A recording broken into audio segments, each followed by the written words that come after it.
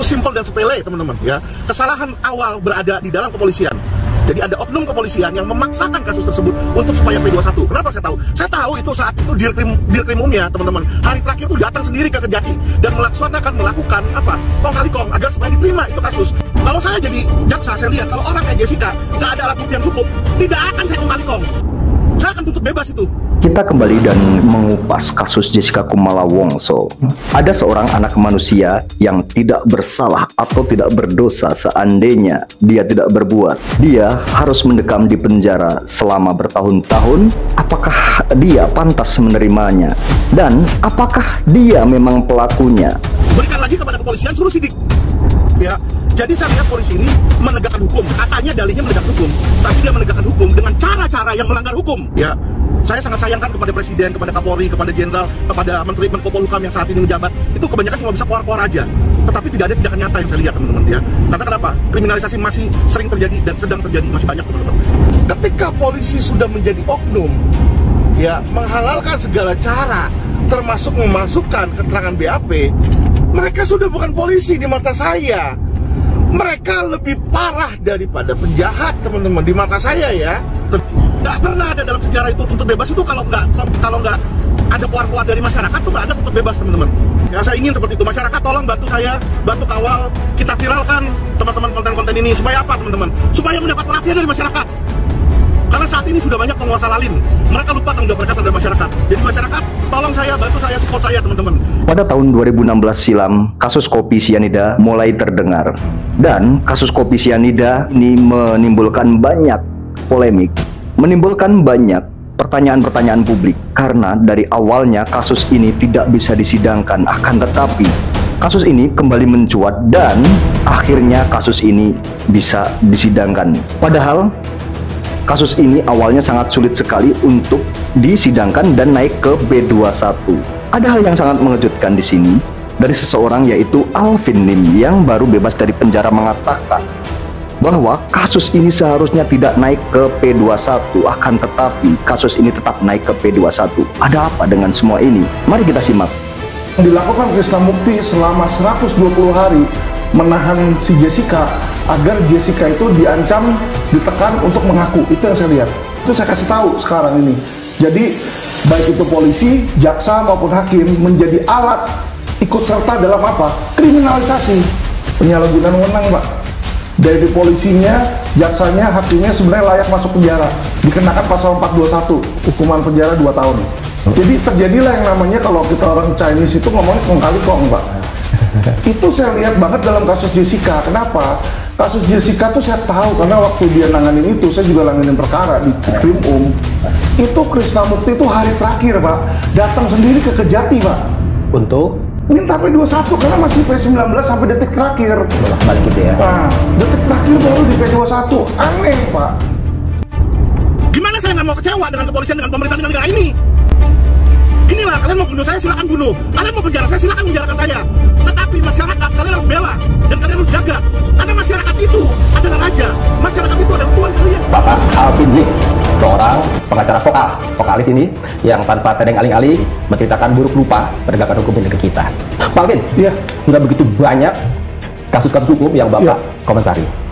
Kematian seorang Wayan Mirna Salihin yang kemudian vonis bersalahnya dijatuhkan kepada sahabat sendiri Jessica Wongso, Jessica Kumala Wongso.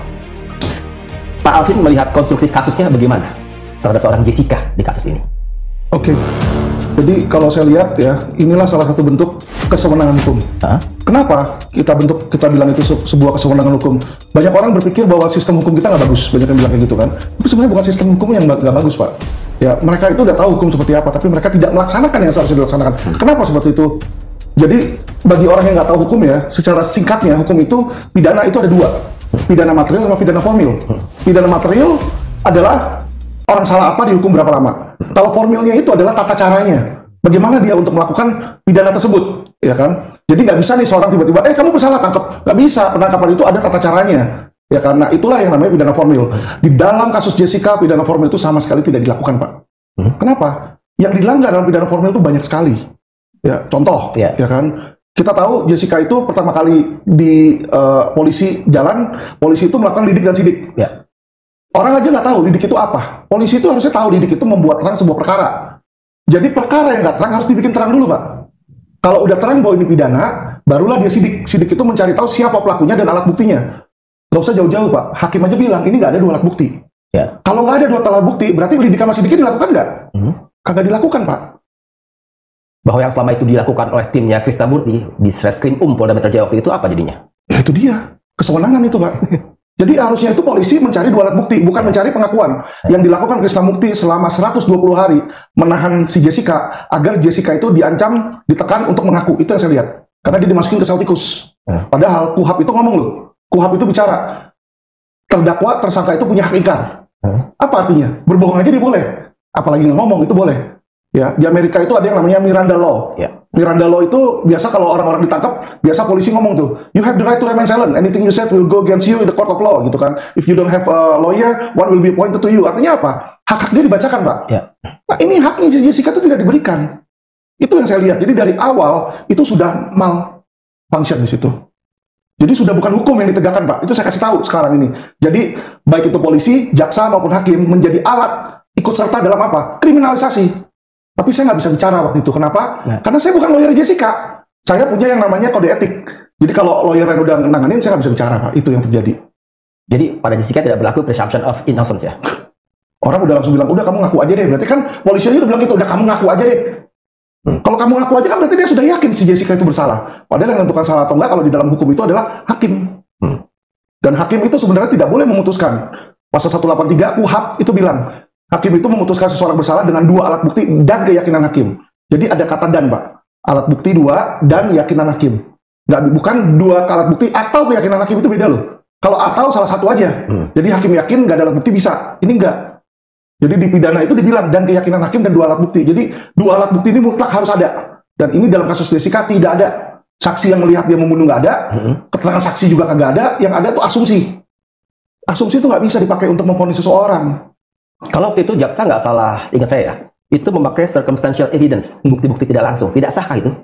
Alat bukti yang sah itu sudah dinyatakan di dalam hukum kita. Pasal 184. Alat bukti itu keterangan saksi, keterangan ahli, keterangan terdakwa, bukti petunjuk, dan bukti surat. Jadi kalau circumstantial evidence itu bukan 1 dari 5 ini. Bukan keterangan saksi, bukan keterangan ahli, bukan keterangan terdakwa, bukan bukti surat, bukan petunjuk, ya bukan keterangan, bukan alat bukti, Pak. Jadi kalau tidak ada 2 dari sini, tidak bisa, Pak. Jadi nggak bisa dia bikin-bikin sendiri. Asumsi sendiri itu nggak bisa. Tapi bahwa jaksa kemudian maju di persidangan dengan circumstantial evidence itu, dan kemudian vonis hakim menyatakan Jessica itu bersalah, bagaimana Bapak lihat itu? Ya seperti yang saya bilang, Pak. Itu kesewenangan hukum. Yang terjadi ini kesewenangan hukum. Jadi seharusnya yang kayak begitu itu dikenakan pasal 421 KUHP. Penyalahgunaan wewenang, Pak.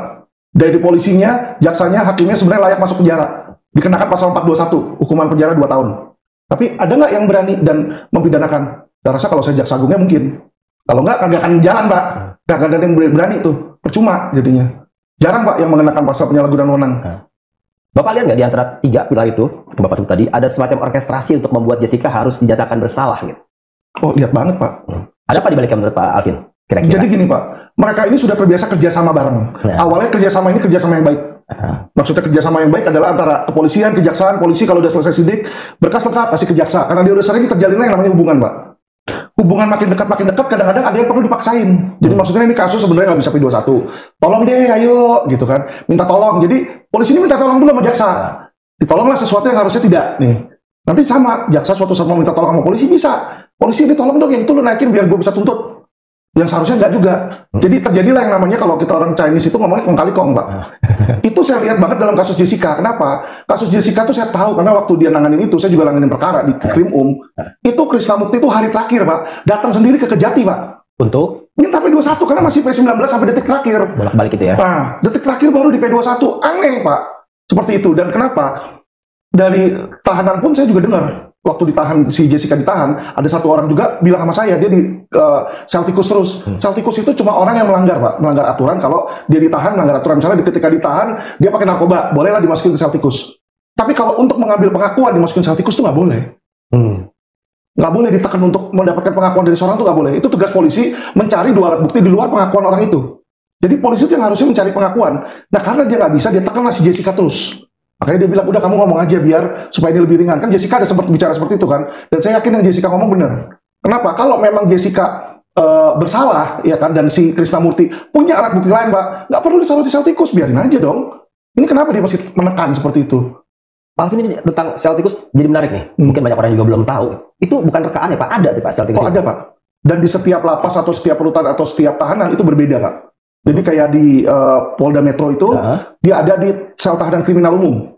Jadi tahanan itu ada beberapa tahanan. Jadi di Polda aja ada beberapa tahanan. Ada tahanan kriminal umum, ada tahanan narkoba.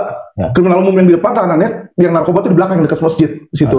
Nah kalau di narkoba nggak ada sel tikus. Karena bentuk tahanannya hampir mirip-mirip situ. Kalau yang di krimum ada 3 tempat, di mana itu cuma 1 kali 2 meter. Ada yang bawahnya, ada atasnya di sini, ya WC kecil di situ. Ya udah gelap, nggak ada lampu. Itu sama sekali dimatiin, ya. Dan ventilasinya itu parah lah. Cuma ventilasi kecil di situ untuk ganti keluar masuk itu sangat tidak humanis sih. Dan saya cuma lihat aja, saya pernah dibuka itu saya lihat, tapi saya nggak pernah menghuni ke situ. Tapi itu betul ya, sel tikus itu ada ya? Ada. Bukan rekaan-rekaan aja ya gitu? Ya. Di rutan juga ada, di lapas juga ada.